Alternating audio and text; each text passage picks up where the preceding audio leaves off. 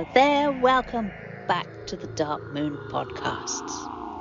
Okay, today I'm kind of winging it. I've done a little bit of notes here on what I want to talk about, but there are so much that is all myth and mythology in this subject that I just want to tap into it a bit, and I want to put it harnessing the legends of the Djinn for personal growth and empowerment, which is kind of like, what can these legends do for us today? What does it matter? So we're going to look into the intersections of myth, meaning, and personal transformation. There we go. That's what I wrote.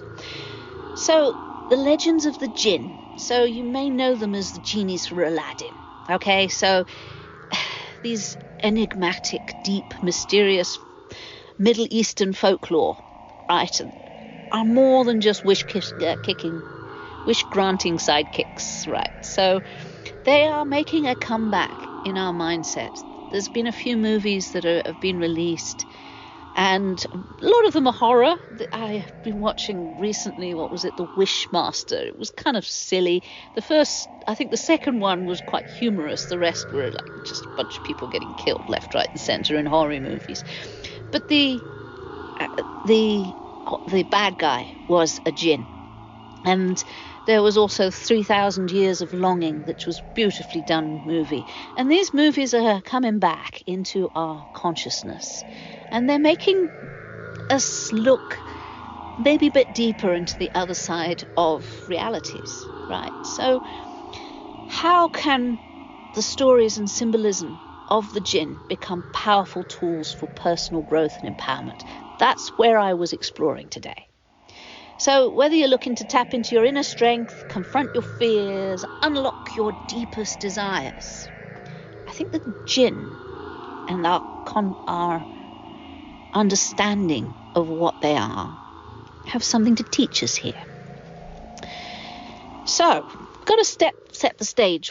Who are what the Djinn? Now, I'm British, I'm English. We can call these the Fae, the fairy folk, the She, if you like, the beings of the underworld. And if you fall asleep in a ring of mushrooms, they might steal you and you come back hundreds of years later. Things like that. We have that in our mythology. Things like the tale of the shoemakers, where, it's a children's fairy tale. We have fairy tales. And they interact with us on the edge of our society. To a greater or lesser degree. It depends on how close to nature you live. And I am aware sometimes of small beings. Now, I have lived in Africa, and I was aware of small beings over there, and they're called the Tokoloki. Again, it's not my culture, but to me they had the outline and they had the presentation of things like garden gnomes. That was in Africa. These ones, they can be a bit vicious, the Fae folk. But I understand the Tokoloki they build their beds high in Africa so the Tokoloki don't steal their children. So again, there is myths and legends all woven into this. And that's what I'm exploring. But I'm going to call them the Djinn, because in the Islamic tradition, Djinn are more substance. They're in their traditional books. There's substantial facts there, if you look deep enough. So the Djinn were supernatural beings created from smokeless fire by God. Again, which God, we don't know. But we'll say that it's probably the Islamic Allah. But we're talking about pre-Islamic mythology here. So there may have been another god, their moon god perhaps before Allah. But it's distinct from humans, okay? So they were created in smokeless fire. Humans were created from clay. And they say that angels were made from light. Okay, so again, we come from a different substance. So these smokeless fire beings, they're not inherently good or evil. They have free will just like us. Just kind of like our fairy folk. Again, it's a link. They have free will. Some are benevolent, some are mischievous, and otherwise some are downright bad guys, right? Malevolent. They're shift shapers, again very similar to our fairy folk, invisible unless they choose to reveal themselves, similar to our nature spirits. They say they live in a parallel world, sometimes interacting with us in the wild, unpredictable. So they could be seen as neighbors. They're just like across the way or the other side or behind the veil. But they are powerful, elusive, and full of potential. They can go either way. There's many myths and legends that you never say thank you to a fairy folk because they would take that as an insult. So they're not human. So how ancient do these legends about fiery, smokeless spirits are they? Well, they go back to before written the word. So again, we are talking about mythology. And how does myths apply to life in 2025? Well, they're just mirrors. These aren't stories, they're mirrors. They're reflecting our struggles, our dreams, our potential. The Djinn, with their complexity and power, offer us a unique lens to explore key areas of personal growth. Right? So I've separated them out as best as I can. One of the first one is mastering our desires. What do we want? Because one of the things that comes up in these repeating stories is the 3 wishes. And the fairy folk, what do you want? How can I gift you? And the gifts often come with a huge price. The other thing is facing the unknown. So, facing the unknown, we don't quite understand these beings. Are they alien? Are they, from other planets, other realms? We don't know. So we've got to look at them and look at our fear of the unknown. Embracing our own agency, embracing our own power. Who are we to them? Okay, so those are the 3 areas I want to cover with the idea of the Djinn. So, okay, let's do a little bit of picturing. Let's look at mastering our desires. You stumble across a lamp, you give it a rub, and out pops a genie offering you 3 wishes. It's classic, right? There's a setup. And there's a catch. Every wish comes with a warning. You wish for wealth, suddenly you're drowning in gold coins. You're drowning in molten gold, whatever. You wish for power and you get it, but there's a terrible price. We know the stories, right? The Djinn in these tales aren't just granter of wishes, they're tricksters. The wishmaster, right? Desperate to be free from a realm. And you need to make wishes. You need to wish for something. You have to say what you want, what you desire. And often the moral of the story is what you want isn't always what we need. Yeah, okay. Think about your life. Have you ever chased something? A job, a relationship, a goal, only to realize that it didn't fulfill you the way it thought it would? I have. So, if we're looking at the Djinn, it challenges us to dig deeper. What exactly do you want? What do you need? What's behind the desire? Is it fear, longing for validation, approval, something authentic, something real, something that aligns with who you are? But you don't actually know if it aligns with you until you've asked for it. So, I often think about it as like an inner fairy or an inner Djinn, right? So if you think you want something, if you want to change your life, so you want something in your life, supposing you're looking for love, ask yourself, what's the wish beneath the wish? What is the consequences of bringing someone else into your life? So if you're wanting a relationship, what is the consequences you're going to have to pay? Less time, share your space. Is there room in your life for someone else. So you could be lonely, wishing for somebody, and your life is so full there is nobody can come into it. There are a lot of consequences to wishes, of change.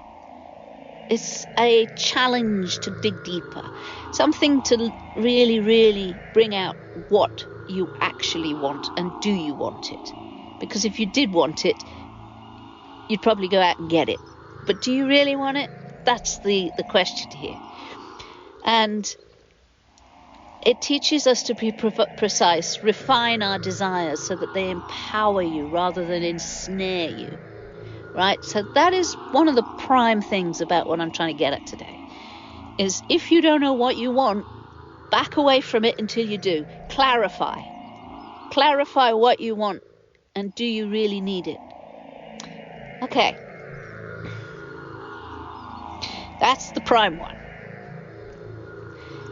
Djinn aren't always about wishes. They're also shadowy, unpredictable forces, right? So this is the second lesson.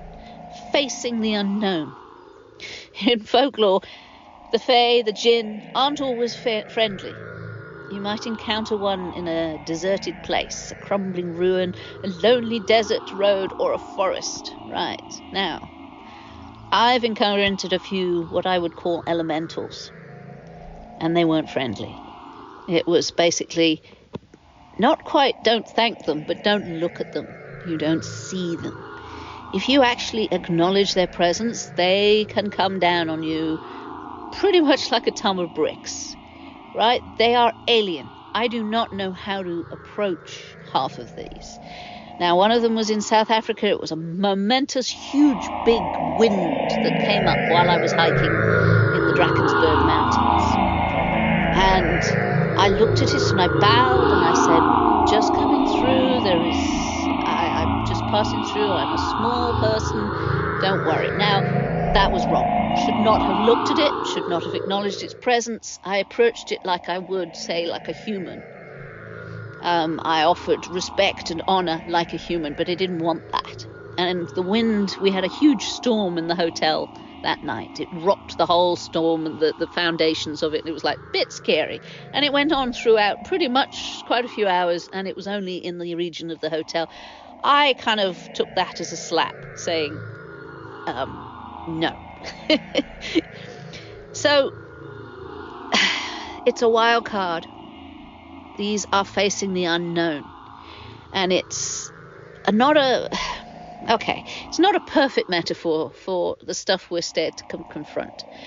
We actually have to face the fear and do it anyway. That is one of the things I've done. But there was another elemental that I met in Bali, and it was a gentle thing, but it would protect its place. And it brought the hackles up because it was like, I will protect. It was like a guard dog, and it was growling at you. Again, it wasn't comfortable. Wasn't something I enjoy. So, dealing with the unknown, being adaptable to the unknown, we don't know what tomorrow will bring. So, the Djinn invite us to lean into that discomfort. So, if we're frightened, it's facing that fear and swallowing it down and facing it in that moment. There's a story I wrote down from 1001 Nights where a fisherman catches a jar with a Djinn trapped inside.